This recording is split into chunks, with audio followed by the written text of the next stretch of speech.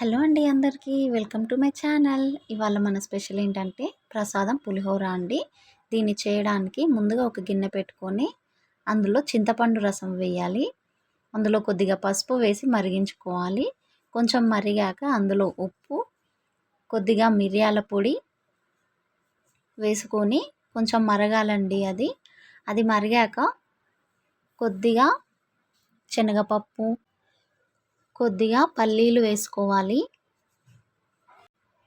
ఇది కొంచెం సేపు ఇలా మరగాలండి.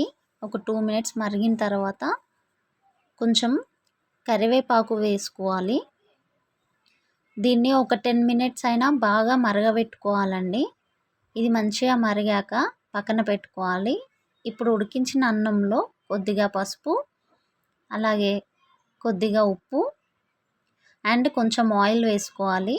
ఆయిల్ వేసుకుంటే ఏంటంటే రైస్ మొత్తం పొడి పొడిలాడుతుందన్నమాట, అతుక్కునట్టు ఉండదు.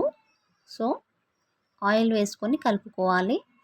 రైస్ మొత్తం మంచిగా కలుపుకోవాలి. మనం వేసిన ఉప్పు, పసుపు, ఆయిల్ మొత్తం రైస్ అంతా పట్టించుకోవాలి.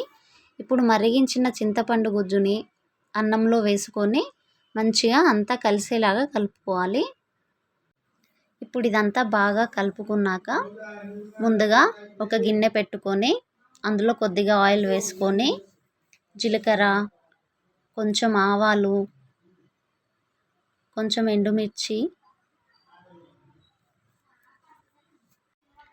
కొద్దిగా పల్లీలు వేసుకోవాలి. పల్లీలు వేసుకున్నాక కొంచెం పచ్చిశనగపప్పు వేసుకొని కలుపుకోవాలి.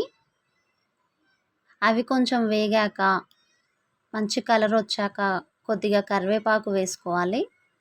వేసుకున్న తర్వాత అన్నీ వేగాక ఈ పోపు తీసుకెళ్ళి మనం కలిపి పెట్టుకున్న అన్నంలో వేసుకొని కలుపుకోవాలి.